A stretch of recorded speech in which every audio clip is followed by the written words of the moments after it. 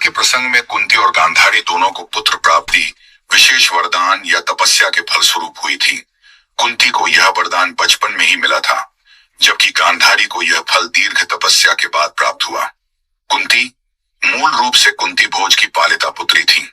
एक बार ऋषि दुर्वासा उनके अतिथि बनकर आए। कुंती ने उनकी सेवा अत्यंत श्रद्धा से की। प्रसन्न होकर ऋषि दुर्वासा ने उसे एक अद्भुत मंत्र दिया, जिससे वह किसी भी देवता का आह्वान कर उनसे संतान प्राप्त कर सकती थी।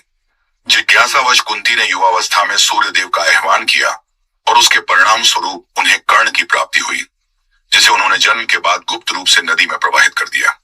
बाद में कुंती ने पांडु से विवाह किया। पांडु को शाप था कि वे संतान उत्पन्न नहीं कर सकते। तब कुंती ने उसी वरदान के माध्यम से यम, वायु और इंद्र देवताओं का आह्वान कर युधिष्ठिर, भीम और अर्जुन को जन्म दिया। फिर उन्होंने माद्री को भी यह मंत्र दिया, जिससे अश्विनी कुमारों से नकुल और सहदेव का जन्म हुआ। गांधारी हस्तिनापुर के महाराज धृतराष्ट्र की पत्नी थी। उन्होंने शिव की घोर तपस्या कर पुत्र प्राप्ति का वर मांगा। प्रसन्न होकर शिव ने उन्हें 100 पुत्रों की माता बनने का वर दिया, किंतु गर्भ धारण के 2 वर्षों तक प्रसव नहीं हुआ।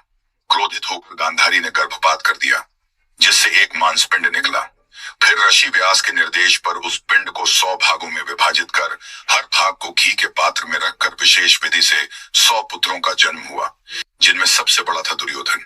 इस प्रकार कुंती और गांधारी दोनों को ही देवी देवताओं और तपस्या के द्वारा विशेष रूप से संतान की प्राप्ति हुई।